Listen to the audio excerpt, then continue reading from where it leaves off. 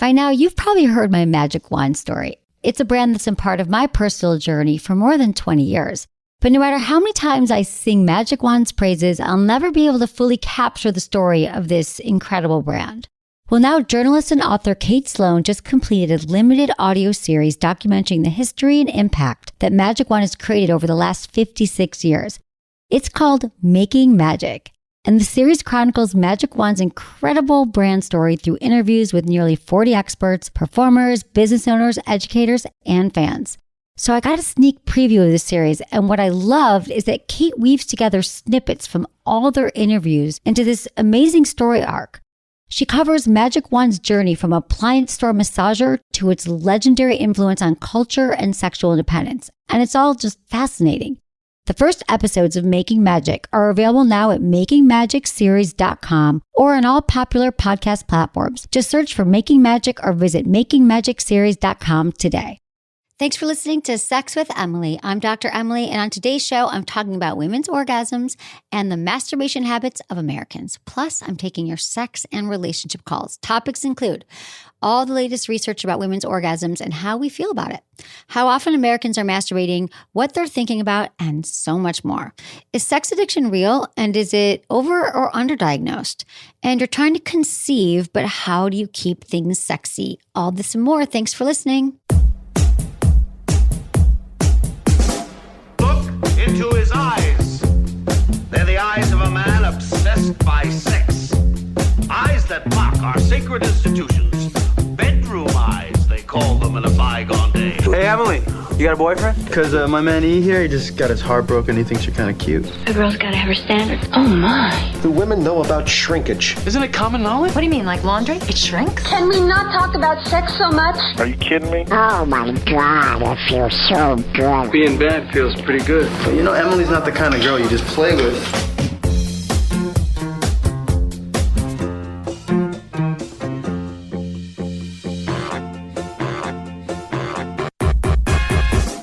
You're listening to Sex with Emily. We're talking about sex, relationships, and everything in between. For more information, check out sexwithemily.com.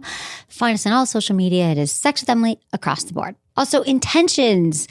I invite you to set an intention for the show with me, as we do at the start of every show. What I mean is, when you're listening, think about like what you want to get out of listening to this episode. How could it help you? And it could be like, oh, wow, I want to see if my masturbation habits are like everybody else. Or, hey, if you talk about science and sex, I'm in. My intention for the show is to give you more knowledge, more insights around orgasms, pleasure, masturbation, so you can find some peace of mind in your own practices. All right, guys, enjoy the show. Okay, here's something. This is a year in review, the latest sex research on women's orgasms. Turns out that body movement appears to be associated with orgasm during vaginal intercourse. Now, I don't know why they need to. I believe that you need to move your body to have an orgasm. I wonder if they meant like you're thrusting more back and forth. You're moving, you're tilting your pelvic floor, like you're tilting, moving back and forth. I think maybe, but also I think like if they're thinking like internally, there's like a specific type of like an internal orgasm. There's like a specific type of movement that seems to. I think it's like gyrations, doing your like kegel. Like it says specifically, the authors investigated women's reports of back and forth swinging movements of the pelvis and trunk. I'm saying this movement. Oh, okay. Sorry. It's like the computer's in the way, so I can't see. Okay. I just see. All right, hold on. Wait. I'm bringing the mic. All right. So for those of you at home, Emily. It's like tilting. I said, yes. I said it's that movement because then your pelvic floor. Don't you do that when you're having comes sex? Up. I mean, do that? I think I. Yeah, I do that, but I guess I wasn't conscious of like necessarily gyrations. Like to me, gyrations more vibration, like gyration, like fast and crazy. Whereas like that to me is more of like a swing. Oh, interesting. It's more of like, you know, my butt swinging back and forth. My pelvis is like. Right. Cool. What does it say though? That's what it says. Okay, right. Got it. So that's what it is. So move it. And then, and presence of more direct or precise rubbing of the clitoris. Yeah. So basically, I mean, this is kind of funny because basically it's like, don't stay still. Yeah. Don't stay still. And if it feels good, move and rub the goddamn clitoris, please. Please. Okay, pursuing an orgasm. Okay, this is great. This is the research on women's orgasms. Pursuing an orgasm increases a woman's chances of having an orgasm. Yeah, so it's saying here that putting too much pressure might make orgasm happen less, hence O-blocking. But that tends, as new research suggests, that tends to women use that and they devalue their sexual pleasure. So I think what it is, and correct me if I'm wrong, do you think people, when we say don't focus on orgasm, they mean like it gives like everyone the go ahead to like, no, like you don't have to worry about trying to even get there? It's more, I think maybe they do take it that way. But what I mean is focus on what's happening in the moment. Yeah. Focus on the pleasure that you're having, let go, and then the orgasm will happen. Yeah, I think people are just getting confused. They probably are. Maybe, but what we saw is, 81% of women don't feel comfortable asking for an orgasm. So it's like, they probably are taking it as, oh, thank God I don't have to worry about ever orgasming again. At least I can cuddle. I don't know what they think. I think that's what they think. Don't think that.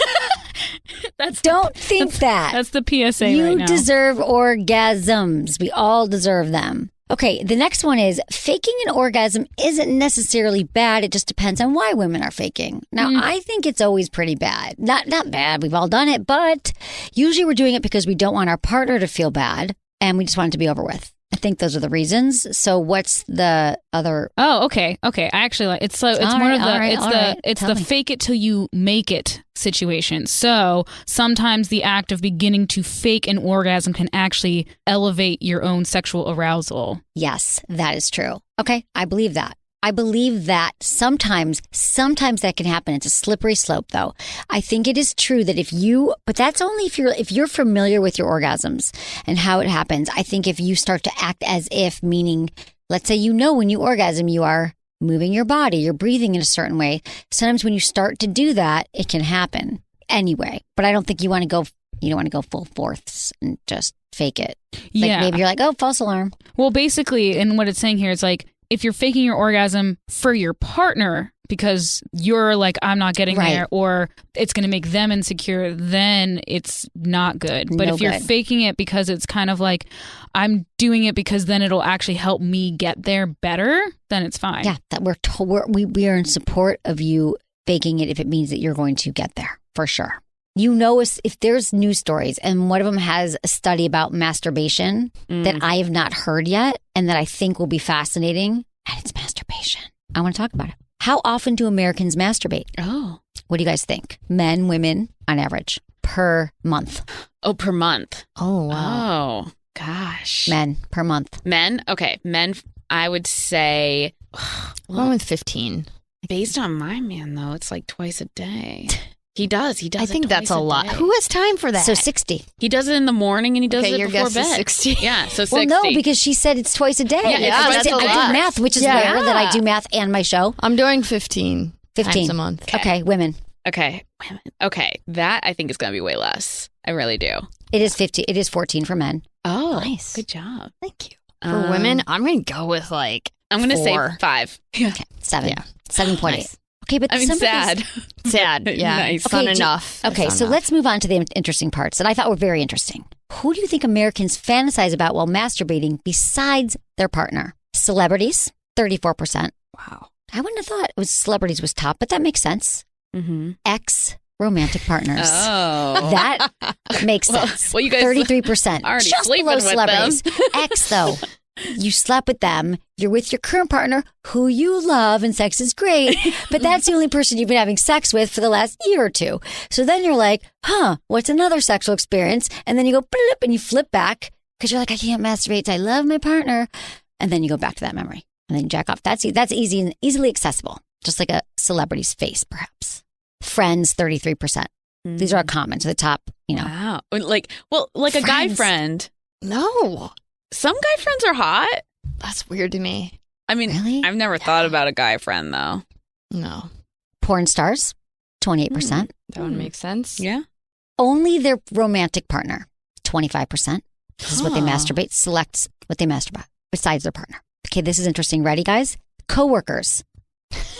18% of people masturbate thinking about their coworkers. So then I was like walking to the studio today down the hall thinking, who's like 18% who's masturbating about each other in here? Is that happening? Oh my God. Hilarious. I mean, not with me, but hopefully some of those other serious men I'm see sure. us and I wanted to ask.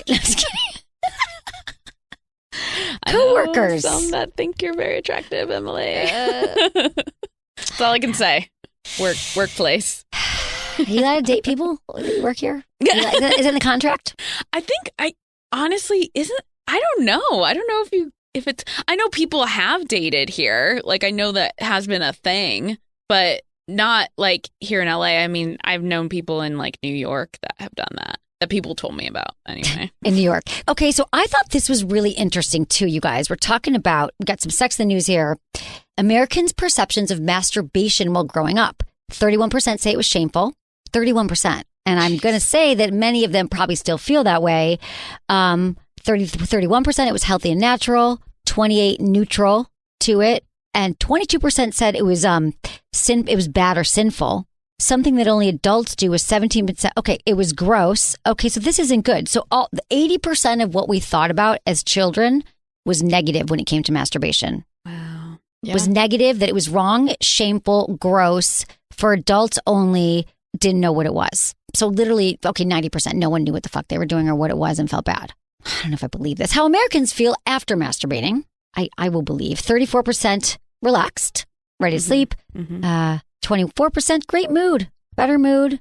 Only 7% still feel guilty or ashamed. So I'm happy to see that's changed, but I feel like it's higher than that. I feel like there's a lot of people who, after they masturbate, they feel bad about it. Yeah. They feel shame. But I mean, I'm glad it's low. Some people can get rid of that. But then some people still feel they felt shame about masturbation. They might feel okay about masturbation, but they might have carried that shame into the bedroom. Like, sex and shame should not be related. You should not have shame when it comes to sex. Right. Yeah. Period, end of story. No matter what. I think I had shame about masturbating until I started masturbating. And then I was like, this isn't shameful.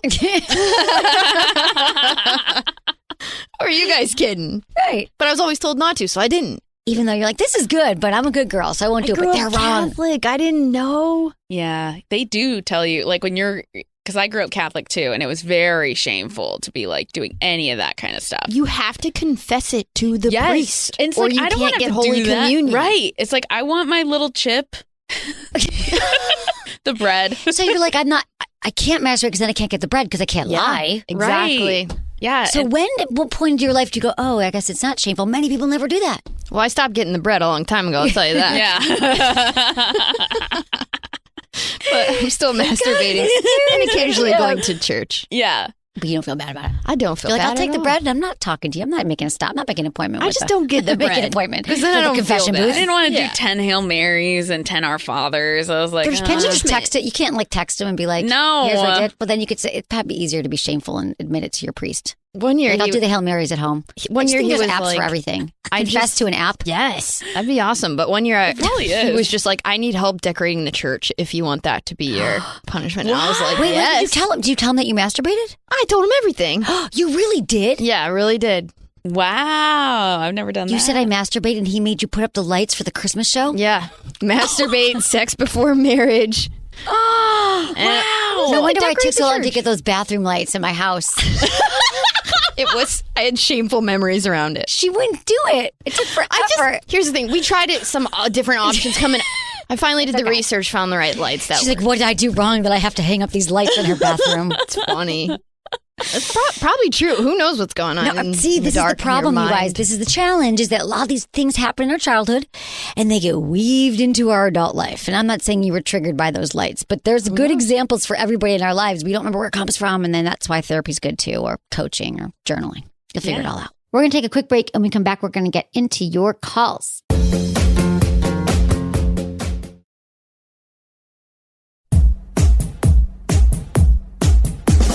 So we can talk to Jake. He's 42 in California. Hey, Jake, thanks for calling. How can I help? Hey, Emily, how you doing? Great. Good. Hey, quick question for you. What is your view on sex addicts? Is that something that's legitimate? Is that a true diagnosis, or is that just kind of make-believe fairy tale stuff? Well, I think that for many it is a diagnosis, and it can help them realize that sex has become a problem in their life. So I think that it has been given out inappropriately in times. People have been mislabeled as a sex addict when they're not.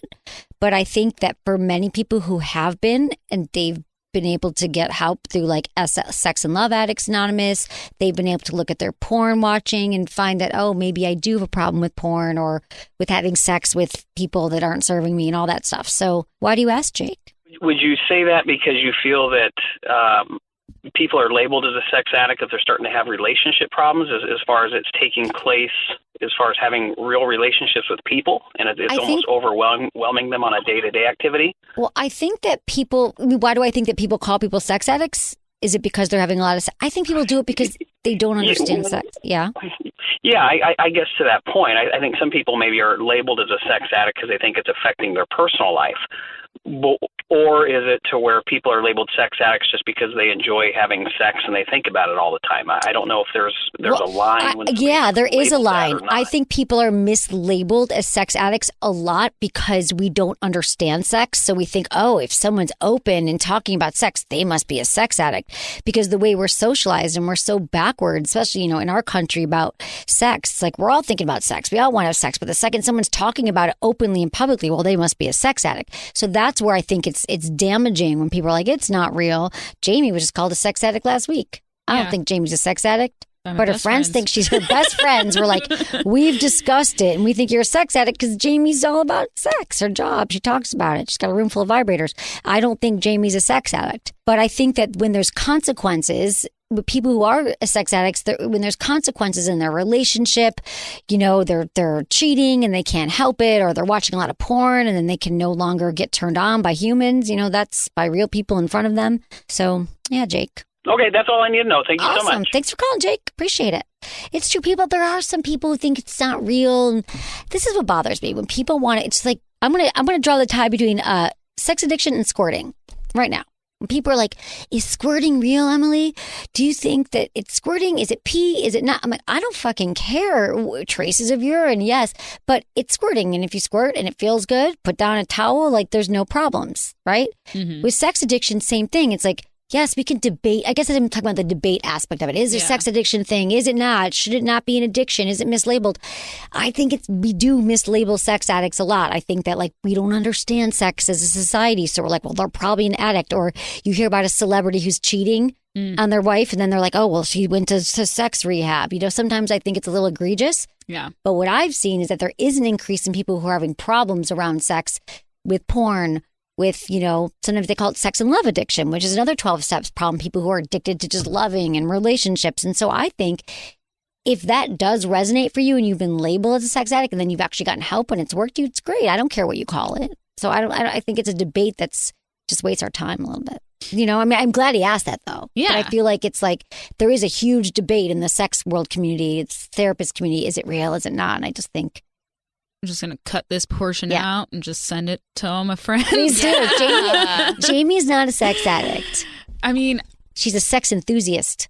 Thank you. I just felt like I feel like addict is strong. I mean, but wouldn't you say you could be technically addicted to kind of anything? Yeah, absolutely. And it's the same thing, whether you're addicted to food or drugs or shopping or sex, it's a symptom of something deeper that we're typically numbing, using one of these activities to numb our feelings and emotions around things. So if sex is your addiction, if it's something that's not, if there's consequences, your life is not able to function as normal, your penis isn't able to function, you can't, whatever, that's because of your watching porn or cheating or obsession with sex, then it's a problem. Do you think you've ever met someone you thought potentially could have been a sex addict? Yes. In fact, this is a little known fact. I guess it's in Google, but I was introduced to it in depth, the concept of sex addiction. I was in a movie called I'm a Sex Addict. It came out in 2002.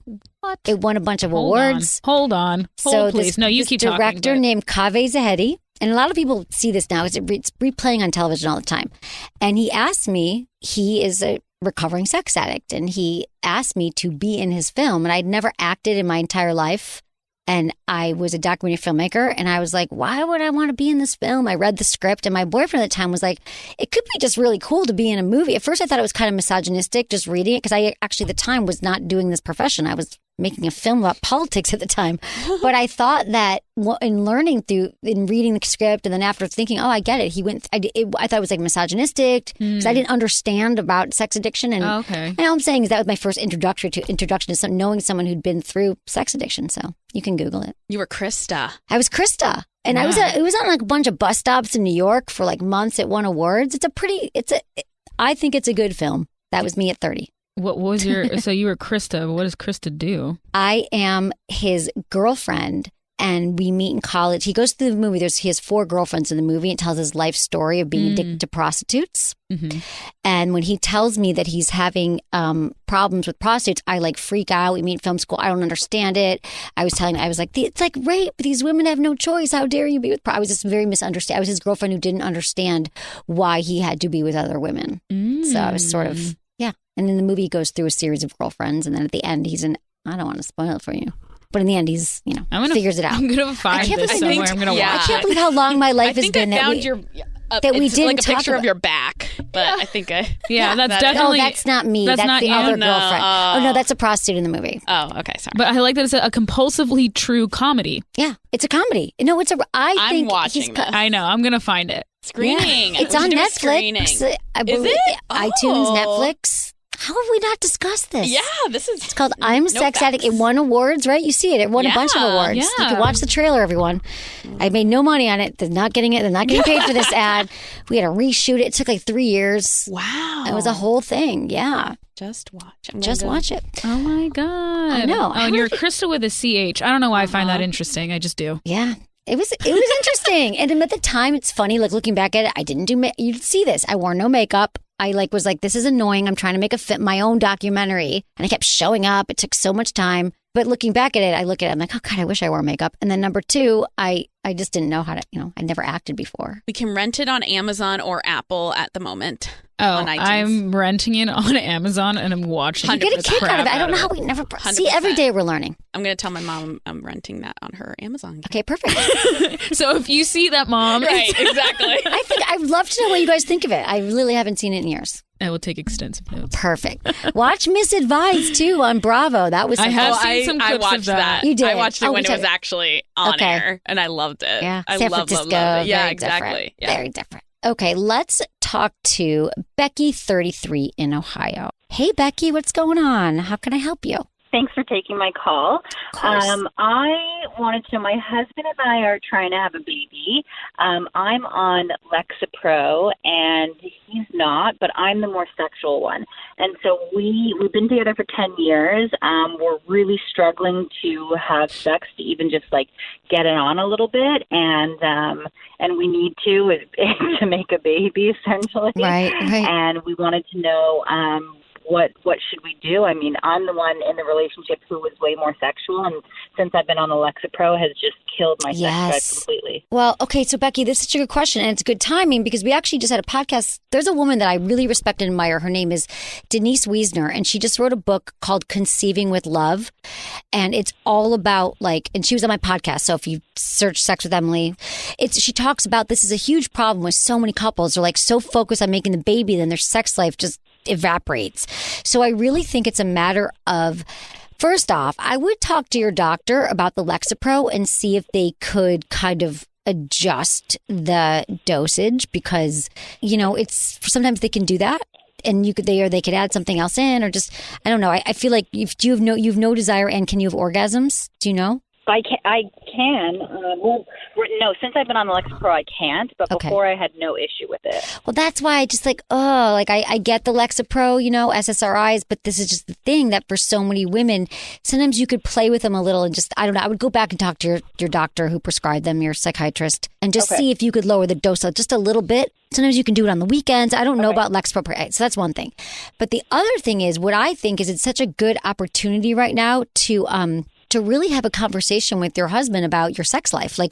What could we do? Because what most couples crave, whether they're making a baby or they've been together 10 years, is their sex life gets boring and a little bit dull. And what brings that spark back, whether or not you're looking to have a baby or not, is actually communication is a lubrication.